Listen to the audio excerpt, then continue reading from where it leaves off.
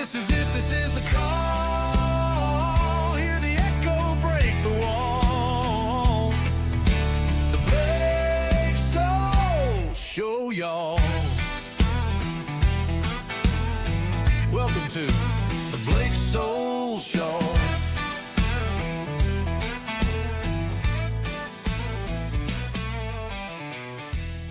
How's everyone doing? We are now on episode 2 of the Blake Souls Show, and I am thrilled to just make it to episode 2. So here we go. I got a lot to go over today. So we are going to go over sedition, dismissals, and the road to the midterms are going to be our topics for today. But before I get started, I do kind of have breaking news. This podcast is sometimes going to include breaking news and sometimes not, but I felt like this was worth it to say. So just now, 2 National Guard members shot in Washington, D.C. Their condition is not currently known. I'm sure this will be, continuing to progress as time goes on. I am getting this information from Associated Press, and it says a suspect is in custody. The shooting of the National Guard members in Washington, D.C. Let's see what else. It's kind of all we have right now. But the president has been briefed on the situation. So anyways, that's kind of where we're at right now with the breaking news. I will say my 2 cents on it. First of all, prayers to the families of these National Guard members. It's just absolutely devastating that this even happens. I think the rhetoric has been so strong recently, especially against the National Guard, that it causes people that are pretty much crazy to then act upon that craziness and take things into their own hands and want to be a vigilante for whatever reason. And unfortunately, in this case, it's again against National Guard members.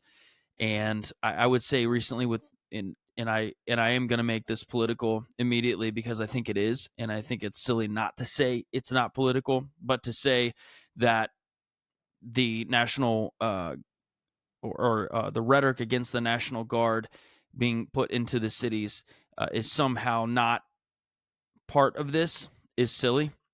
This is not to take away from the tragic, obviously situation right now, and to take away from what the families are going through. Not any of that, but I think that it's time to just dial down the rhetoric, because obviously the rhetoric is turning into something different and it's turning into something extreme. If there were nothing happening from the rhetoric, then it wouldn't be probably as big of a deal, even though, we still shouldn't say it, but here we are. And the reality is the National Guard is there to help, and they're in Washington, D.C. to help get rid of crime, and they've done an extremely good job. So why would you try to kill the people that are doing their best to protect not only the country, but currently these cities that are overrun by crime? This is something that should be a bipartisan thought process here, but that's not where we're at in the political landscape. Okay, so if I see any other updates as I do this episode, I will let you know. But let's go ahead and get into what we're going to get into today, which is some events that are happening right now. Again, I think I said it in the first episode. I'm going to be doing episodes based upon current events that are happening in that week. It'll be once a week, so I'm going to miss certain events, but I'm just going to pull out some summaries of what's happening and then go from there with each episode. So I have several topics to go over that I think are important this week. And one of the things that has just come about is this video that lawmakers from Congress and the Senate put together. I think there was 5 or 6 of these members that put together a video that was basically saying that if the military is given unlawful orders, that they should not follow those unlawful orders. Now, nowhere in the video did they say that there were any orders that were given that were unlawful. They're just saying, if you were, don't follow them. Number one, point I have to say is more of a question. Why would you make this video? What is the point? Right? 2, I'm going to go ahead and say what I believe the point is. And the point is, again, it's everything against Trump and everything he's doing and causing a situation or I don't even know how to describe it, but causing something that doesn't exist and then trying to use that against someone else. And that's what's happening here. So here's the summary. The video has triggered now federal review. That's kind of where we're at. The FBI has become involved. And I have a quote from the Economic Times that I wanted, well, 2 quotes that I want to talk about. Number 1, the Pentagon on Monday threatened to recall Senator Mark Kelly, a Navy veteran and one of the 6 lawmakers, to active duty, potentially to face military charges over what Secretary of Defense Pete Hegseth described on social media as seditious acts. He's the only one that's really up for this, which basically bring him back to active duty so then they can potentially face military charges there, which is the only one of those 6 lawmakers this can happen to. The other quote, President Donald Trump accused the 6 Democrats of sedition and said the crime is punishable by death. We're going to get into that in a minute because Democrats have hopped on that right there.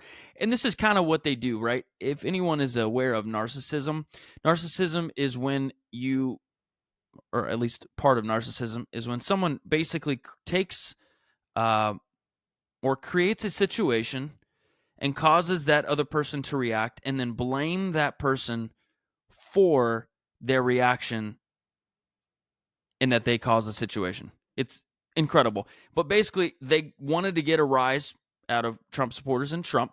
They got one, and now they're blaming, oh my gosh, look what he said. That's crazy. That's kind of what they're doing, okay?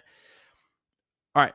Now, let's talk about, let me see where if I can find it. 1 second. Where is it? All right, so here's some direct quotes from the lawmakers in the video, so we have some context. Senator Alyssa Slotkin said, we want to speak directly to the members of the military and the intelligence community who take risks each day to keep Americans safe. Americans trust their military, but that trust is at risk. The administration is pitting our uniformed military and intelligence community professionals against American citizens, which I'm just implying that she is talking about when they send them into like Chicago and all those different places, even though it actually is lawful. But we can get into that another time. Senator Mark Kelly, like us, you all swore an oath to protect and defend this Constitution. Representative Chris Duzio, our laws are clear. You can refuse illegal orders. I mean, he's not wrong, but there's no illegal orders here. Please name them. Tell us where those illegal orders are. Congresswoman Maggie Goodlander, you can refuse illegal orders. Representative Chrissy Houlihan, let's take it up 1 notch. You must refuse illegal orders. Congressman Jason Crow, no one has to carry out orders that violate the law or our Constitution. And then they had some closing statements. We know this is hard, that this is a difficult time to be a public servant. Is it? I mean, I'm going to take a pause from the quotes here. Is it, at the military, people signing up for militaries at an all-time high right now. So is it really a difficult time to be a public servant? Because if it is, there's a lot of people wanting to do it. All right, back to the quotes. Your vigilance is critical. Know that we have your back because now, more than ever, the American people need you. We need you to stand up for our laws, our Constitution, and who we are as Americans. Don't give up. Don't give up. Don't give up. Don't give up the ship. I think they don't want you to give up. Just putting that out there. It sounds like they don't want you to give up. I don't know. This cracks me up. It really does. I don't even know. Man, it's just a lot of drama. It's a lot of drama, and it's a lot of unnecessary drama. But let's go to Trump's post that he did on Truth Social afterwards. And I'm quoting here. Each one of these traitors to our country should be arrested and put on trial. Lock them up, 3 question marks. Seditious behavior, punishable by death. I'm going to take a pause here because the Democrats have hopped on here and like, oh my gosh, he wants us to die and wants us to be put to death. We have had Trump in our political arena for a very, very long time now, okay? Trump doesn't always mean what he says, and there's always a reason behind what he says. So when he says seditious behavior punishable by death, he's not saying he wants them to be put to death. That's not what he's saying. But he wants them to understand the gravity of the situation. You cannot just go around and post videos like this that inspire or push military members to not follow orders. Now, of course, they would respond to that and say, no, we said they cannot follow legal orders, and we're just talking in general. And if there were ever, then why need post the video? Because illegal orders, if you're given illegal orders, of course you shouldn't follow them. That's already across the board. But there's no illegal orders being put out here. That's the frustrating part. That they're, and people will listen to this. People will listen to this, and they will eat it up. They will eat it up. They'll be like, they'll listen to the news and just believe it, and they'll, oh my gosh, Trump said that are forcing them to do illegal orders. It puts thoughts in people's heads that weren't there before, and then all of a sudden they're thinking, and then they ride with it, and then we'll have a new protest saying, no illegal orders, no illegal orders, no kings, no illegal orders, and they're all doing you have a legal right to protest. But they're going to be out protesting, saying things like that, all because of a video that was put out by these people that know exactly what their base wants, and their base is all about rage bait, and that's how they stay relevant. This is what people don't understand. Democrats have nothing to stand on anymore. They don't. Nothing. They're all about rage bait. So if their base is all about rage bait and getting very flustered and very emotional about these things, I remember when Trump, actually when he became president the first time, but then when he was elected president this past time, even people on our social media account, even people, just out there in general saying, everyone protect, this is time that we protect our children, protect your daughters and protect, and I'm over here, I got 6 daughters and I'm not worried. So I don't know what you're talking about. That's what they do. It's all about rage bait. They want you to, they know that their base is very emotional and they will get heightened on these things. And so now this is what they've done again. And so now they're trying to create a situation that does not exist and then use that situation that does not exist as their basis and their policy for their party. This is narcissism and gaslighting at its highest level, and you need to understand that as a listener, okay? And if you listen to these things, you watch these videos, and you feel like you're influenced by these things, you feel like, oh, maybe this is true. It is imperative that you do the research, and that's what I hope that all of you do. Is it's okay to watch something and question it. There are times where I question things and I'm like, is this true or not? And then I go and do my research to make sure that I have all the information that I need to make an informed decision on where I stand. And I hope that all of you do that. I really do. And if you're listening and you're on the fence, maybe you're an independent. You don't know if you're not really Democrat, you're not really Republican, and maybe you want to be, but you don't like either party, and you're in the middle, and then sometimes you get influenced this way, and then you voted Democrat one election, and then you voted Republican another election, and then you're kind of in between. These things you have to do the research on. And, I said this before, please, message me, just reach out to me. And we'll go from there. All right. I sometimes I go on tangents. I was on a little bit of a tangent there. Hopefully you're staying with me. Well, I'm just rolling with it and having some fun. Now, if I was Trump, and I like Trump, everyone knows I like Trump. But if I was Trump, I probably wouldn't have said some of those Truth Social posts. I probably wouldn't have said seditious behavior, punishable, by death. I don't think I would have said that.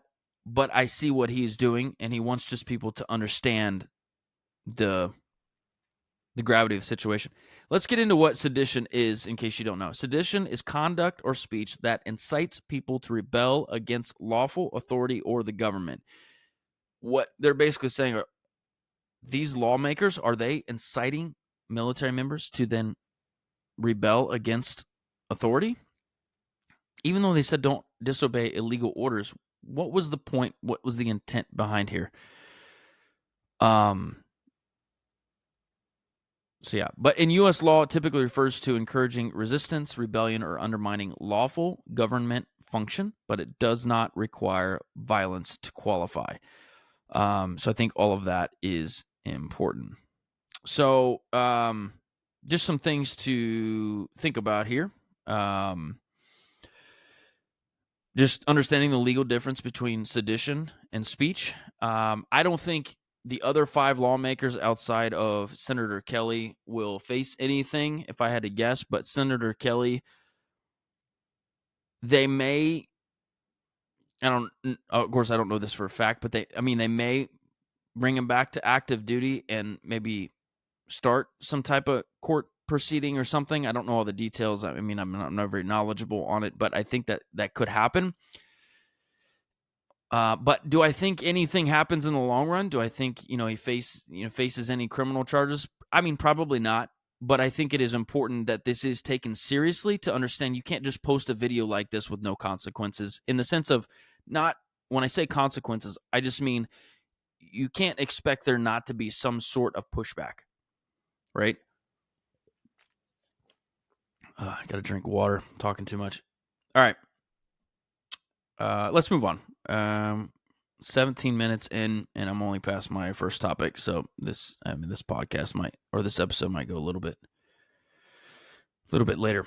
So the other topic I want to talk about was the Georgia election case that was dismissed today. In case you guys didn't know, it just happened. And it's, I don't know, it's pretty cool. I think it's the last case against Trump that has now been released, or dismissed, I should say. So he's basically free of everything.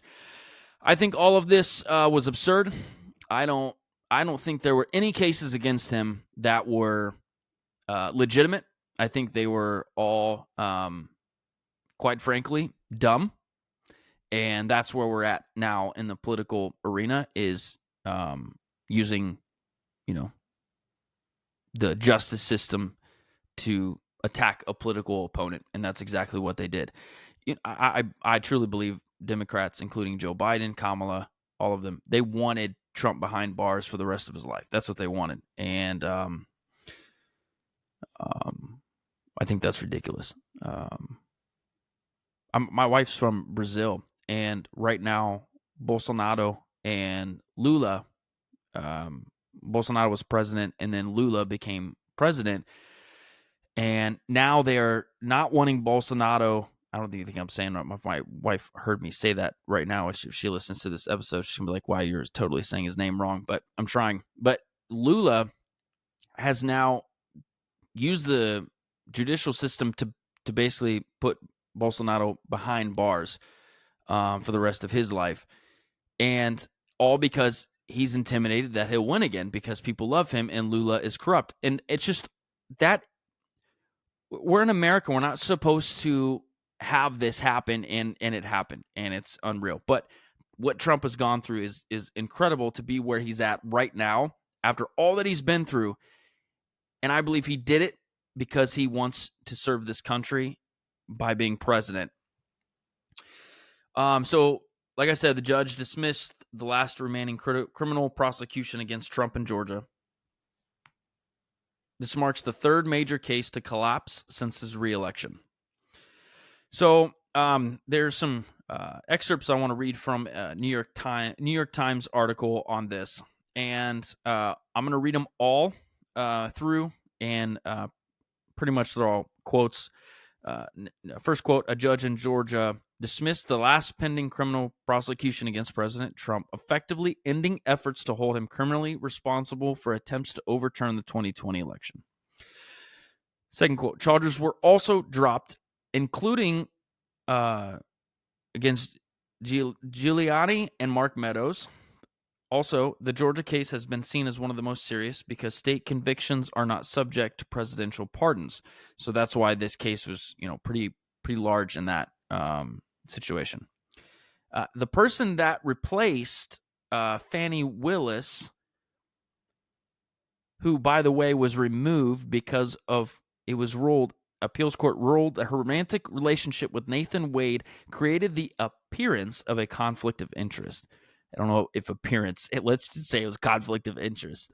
You put Nathan Wade as I think he was a prosecuting attorney, and you had a romantic relationship with this dude. And yes, that's a conflict of interest. It's just goofy. Georgia Supreme Court did deny to hear her appeal, so it opened the door for, I'm going to butcher this, Scandalakis to take over. And that is the person, and I believe, I don't know if I'm correct on this, he was once a Democrat and became a Republican. Either way, he took over and stated this, that it is not illegal to question or challenge election results. And if the Supreme Court were to ever see this come through, it would not happen until 2029 to 2031. And this is what Scandalakis said. Bringing this case before a jury in 2029, 2030, or even 2031 would be nothing short of a remarkable feat. All right, he may have said that. I can't remember if it was either him or it was in the article. But either way, he basically said that even if this were to come through, it wouldn't be for a very long time, and it's really not best for the people of Georgia to put everyone through this. And I agree with him. I think it was goofy from the get-go. It was all a political scheme to get him behind bars, and it's the right thing to drop it, and I'm glad it happened. Trump's attorney said, Steve Sato said, the political persecution of President Trump is finally over.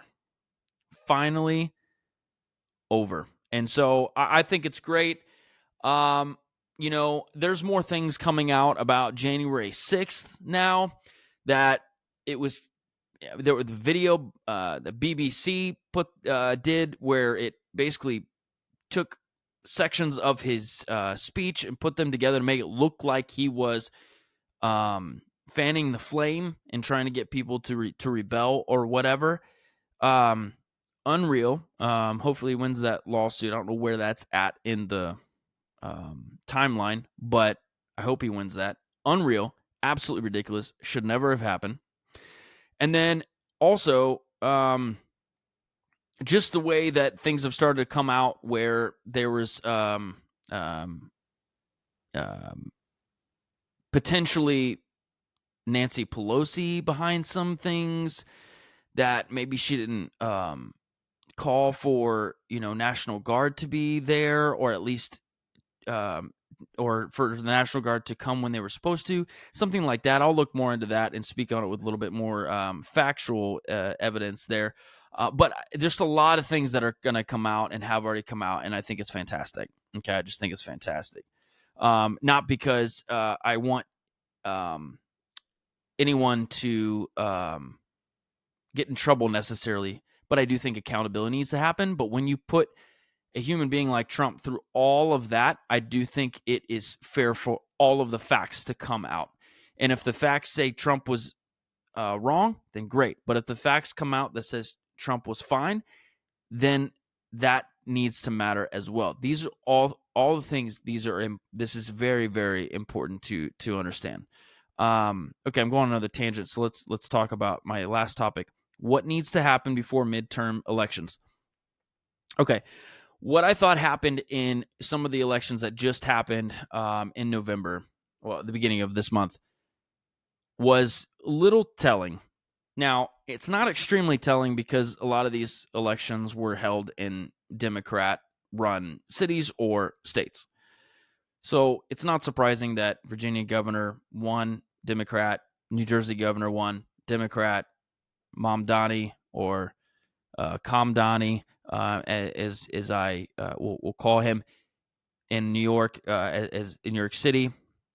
Like all these things, like that shouldn't surprise anyone that Democrats won. What did surprise me a little bit was how many people did not show up for these elections from the Republican side. And actually, if you think about it, it's not bad, because if Republicans would have shown up to the ballot box, we probably would have won in Virginia and New Jersey, not New York City.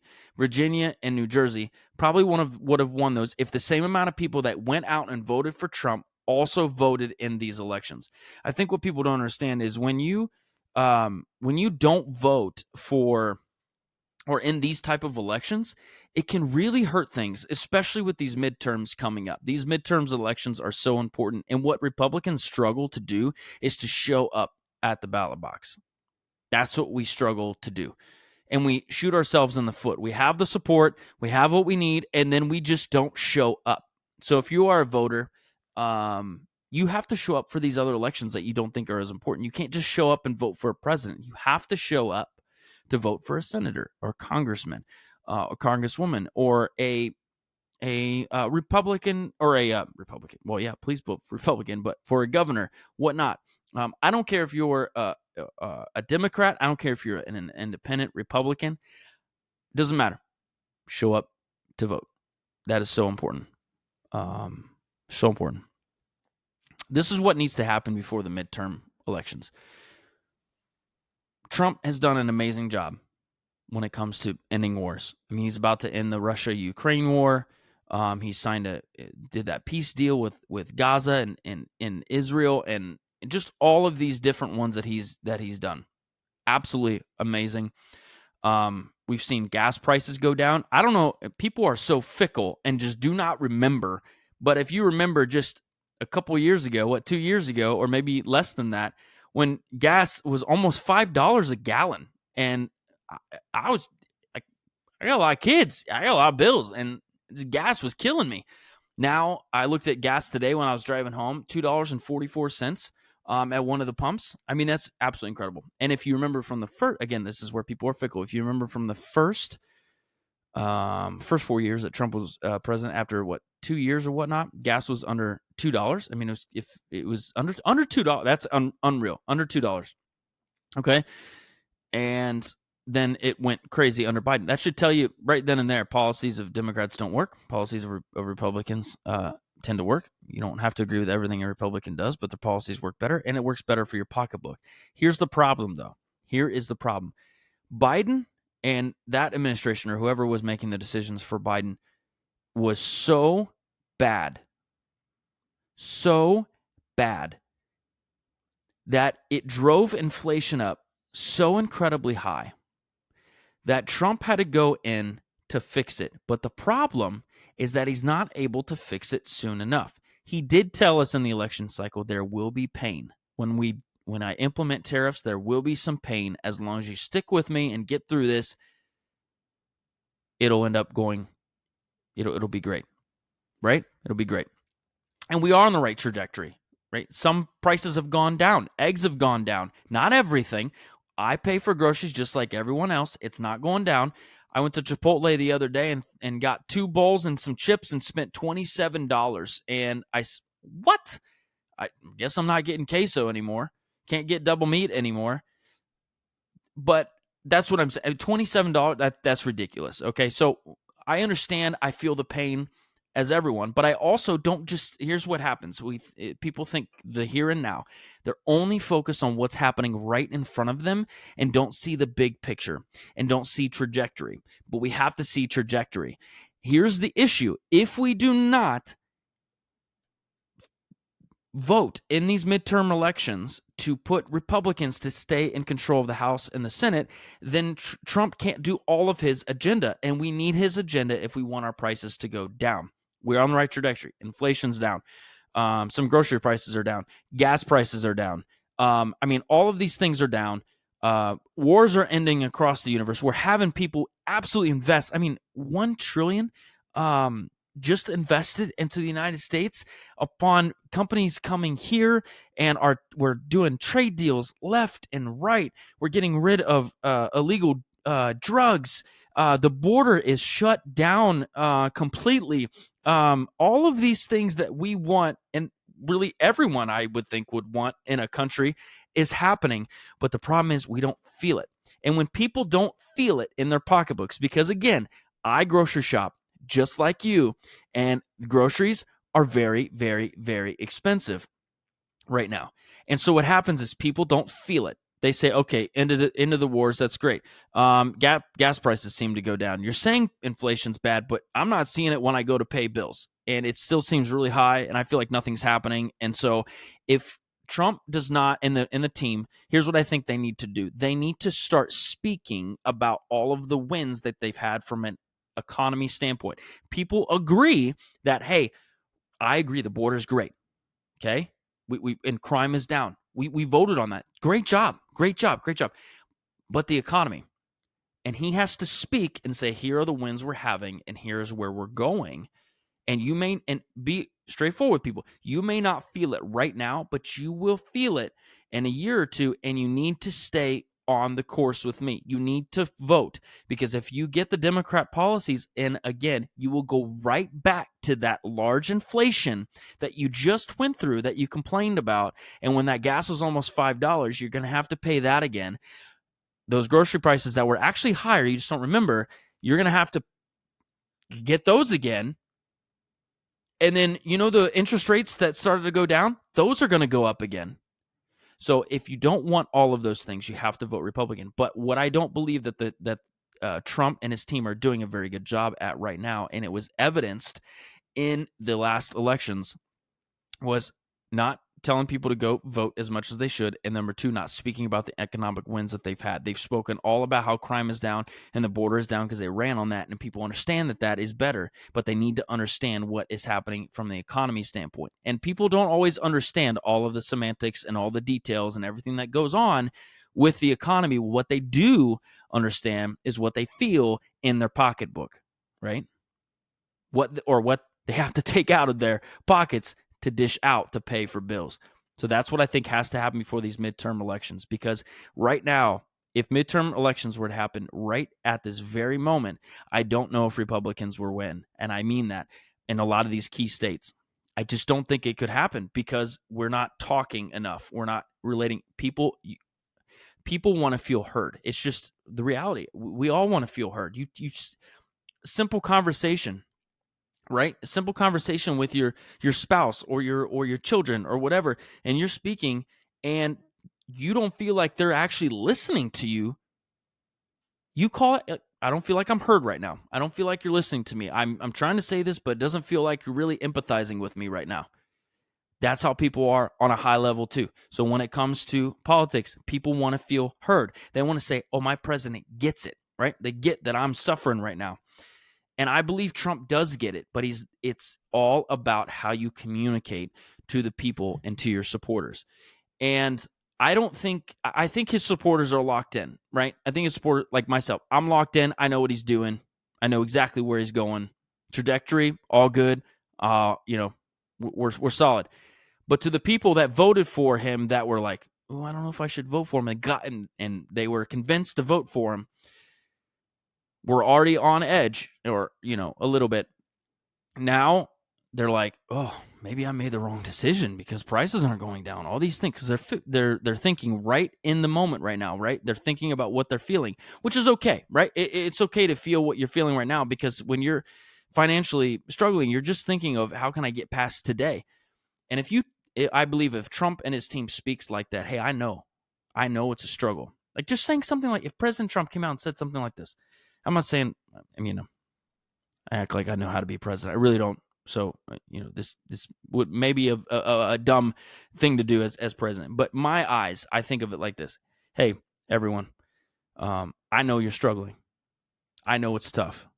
I know prices aren't where we want them to be. And I don't want them to be that. But we're getting there. Here are the things that we have done to make these prices go down. Here are the evidence that these prices are going down. And if you continue to stick with us in our Republican agenda, you will see these prices continue to go down, where they continue to become affordable. But if you vote for Democrat policies in these upcoming elections, then they will take you right back to where you were just a little while ago, where you struggled probably even more. So I hear you. It's tough. It's a struggle. But we're getting there. And we just need your support. We need you to stick with us, because it's going to happen. And we've already had these wins. And then eventually we're going to have some big wins. Right? That's it.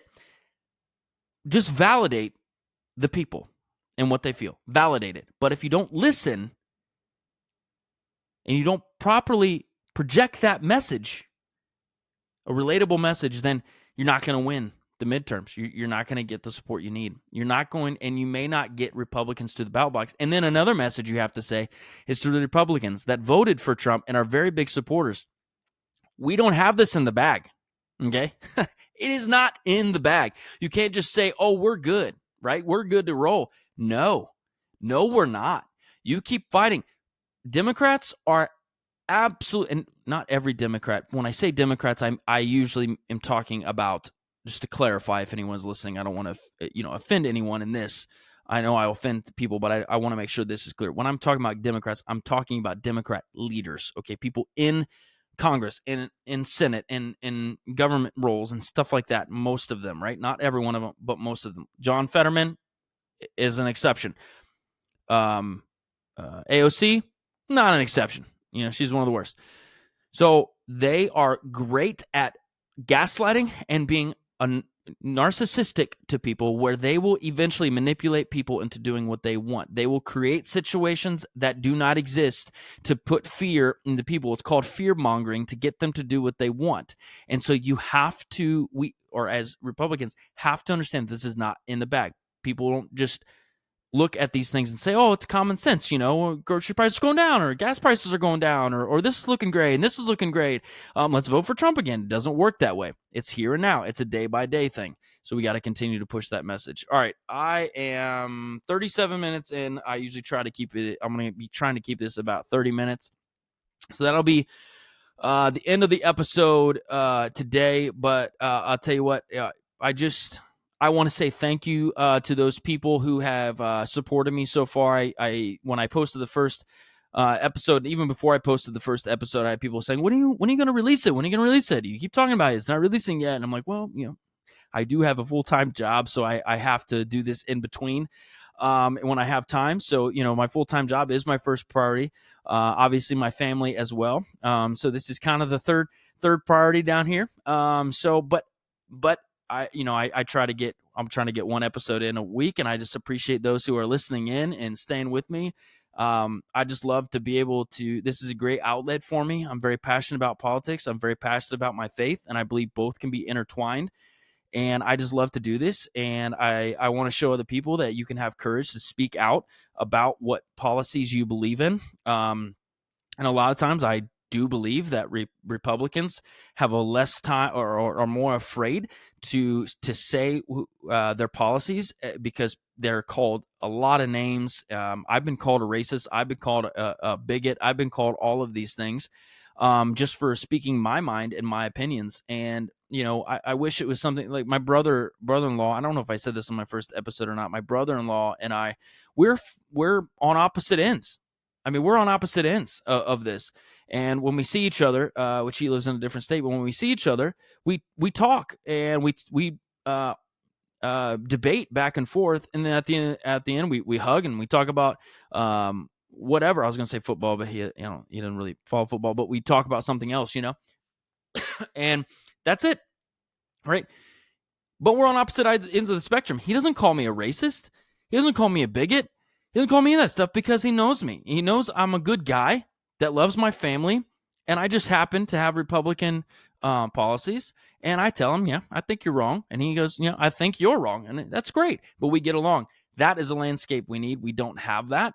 And so, but I am not going to stop talking. And I was like, let me be a voice for other people that I can go on here and I can talk about what I'm passionate about, that I like to talk about politics, that I like to share things about, myself. I would love to run for office one day, all these things, but why not let my voice be out there in the best way? And how great is it in our, technology today that I can sit here and talk to you without you being uncomfortable with me, and you can listen and you can disagree, you can agree with me, and you just take the time to listen to me, and I really do appreciate it. And hopefully you find that this show, the Blake Soul Show, is encouraging to you. And if you ever have a passion to share things like I'm doing, start your own podcast, or if you don't want to start a podcast, just don't be afraid to be vocal about what you believe in. There's nothing wrong with that. But number one, be vocal about your faith, Christian faith. That is number one. You should always be vocal about, share the gospel, make disciples of all men. Number one. And then number two, if you want to talk about politics, do it. But if you had to pick between the two, always do your faith first. I love you all. If you have any questions, feel free to reach out on any of the platforms, and I'll try to respond as soon as possible. And I'll see you at the next episode. Take care.